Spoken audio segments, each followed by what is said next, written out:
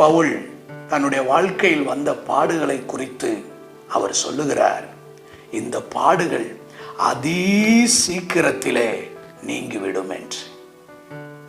நாம் நம்முடைய வாழ்க்கையில பாடுகள் வரும்பொழுது இந்த பாடுகள் எப்பொழுது நீங்கும் என்று கேட்கிறோம்.